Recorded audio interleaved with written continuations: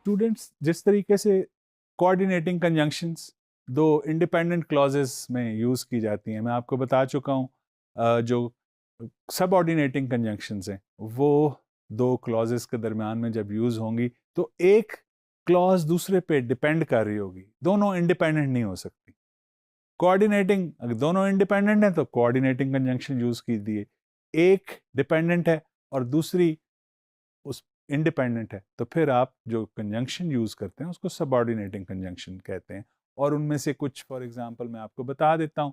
Because है, although है, as long as है, इफ है, व्हेन है। ये जनरली कॉमनली यूज्ड जो सबऑर्डिनेटिंग कंजंक्शंस हैं। कॉज और इफेक्ट के लिए भी यूज की जा सकता है, जैसे बिकॉज है, हेंस है, एट्सेट्रा। तो इनको हम सबऑर्डिनेटिंग कंजंक्शंस कहते हैं। और जैसे मैंने बताया कि इंडिपेंडेंट क्लॉजेस नहीं, बल्कि इसमें एक सबऑर्डिनेटिंग क्लॉज होती है, इसीलिए सबऑर्डिनेटिंग कंजंक्शन उनके साथ लगता है।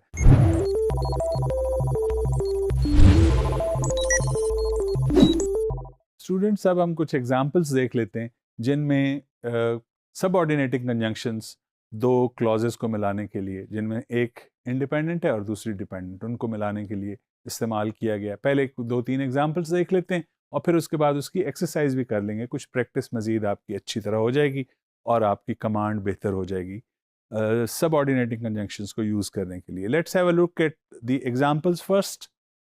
He was annoyed because the train had stopped. He was annoyed because the train had stopped. Cause और effect जैसे मैं कह रहा था, क्यों गुस्से में था? क्योंकि ट्रेन रोक दी गई थी। So because लगा इसमें, which is a subordinating conjunction. अगला example, although he was sick, he went to his office. Although he was sick, he went to his office.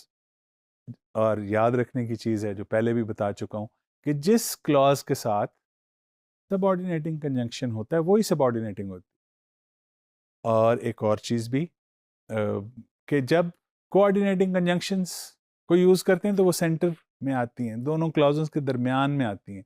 जबकि जो सबऑर्डिनेटिंग कंजंक्शन है सेंटेंस के दरमियान में भी आ सकती है, और यानी वो वाली क्लॉज जो डिपेंडेंट है वो पहले आ जाएगी तो पहले आ जाएगा सबऑर्डिनेटिंग कंजंक्शन, और अगर वो बाद में होगी तो बाद में सबऑर्डिनेटिंग कंजंक्शन आएगा। जो अभी हमने दो एग्जांपल्स देखी उनको फिर से देखिए। पहले में दरमियान में लगी हुई है, कैसे? He was annoyed because the train had stopped. एक clause, he was annoyed because the train was stopped, दूसरी क्लॉज तो दूसरे दरमियान में। और जो दूसरा सेंटेंस है उसमें हमने कहा कि although he was sick, he went to his office. Although he was sick, although शुरू में लगा हुआ है, तो ये सबऑर्डिनेटिंग क्लॉज जो है वो पहले है। और एग्जांपल्स देखिए। We were at the station when the train arrived. When the train arrived ये बाद में है तो व्हेन दरमियान में, और मेन क्लॉज कौन सी होगी? We were at the station. एक और एग्जांपल और फिर हम चलेंगे एक्सरसाइज की तरफ। They play good hockey because they practise a lot. They play good hockey because they practise a lot. Cause और इफेक्ट, पहले क्या है?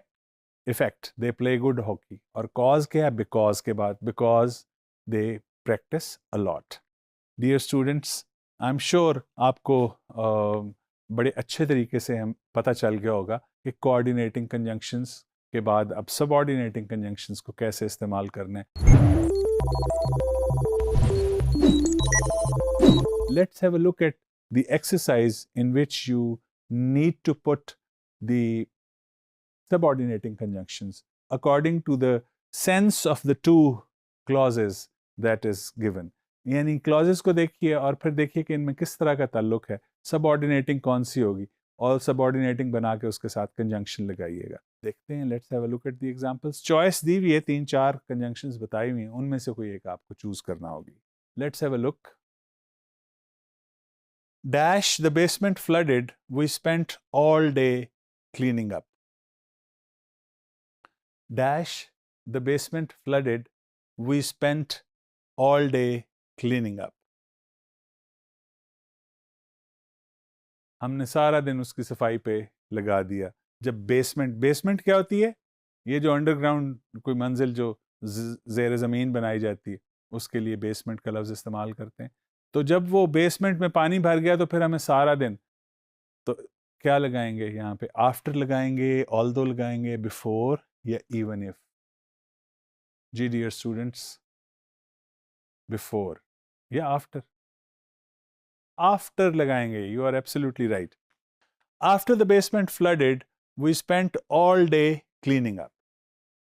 नेक्स्ट एग्जाम्पल देखिए, I don't want to go to the movies dash I hate the smell of popcorns. I hate the smell of popcorns. इसके साथ लगाना है although, because, whenever, या so that. ये रीजन दिया हुआ है कि मैं क्यों मूवीज में जाना पसंद नहीं करता, क्योंकि मूवीज में बहुत से लोग सिनेमा हॉल के अंदर बैठ के पॉपकॉर्न्स खा रहे होते हैं और मुझे उनकी स्मेल पसंद नहीं है, लिहाजा मैं बिकॉज लगाऊंगा। I don't want to go to the movies because I hate the smell of popcorn. ठीक है, let's have some more examples. I paid Larry blank garden design work is top notch. मैंने Larry को pay किया है जिसका जो garden का उसने जो लेआउट बनाया है वो बड़ा आउटस्टैंडिंग है, बड़ा ज़बरदस्त है।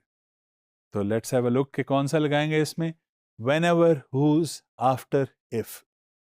जिसका लगाना है तो हुज लगेगा। So I paid Larry whose garden design work is top notch.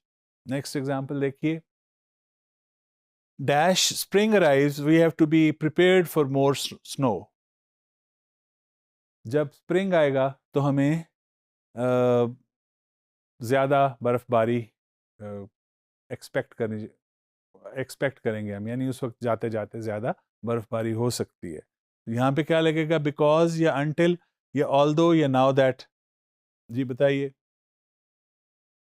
Until, until the spring arrives, जब तक स्प्रिंग आ नहीं जाता। और आगे क्या कहना चाह रहे हैं, we have to be prepared for more snow, जब तक बाहर नहीं आ जाती तब तक हमें और स्नो एक्सपेक्ट कर रहे हैं हम कि होगी। नेक्स्ट एग्जाम्पल, लास्ट एग्जाम्पल है, dash the alarm goes off I hit the snooze button.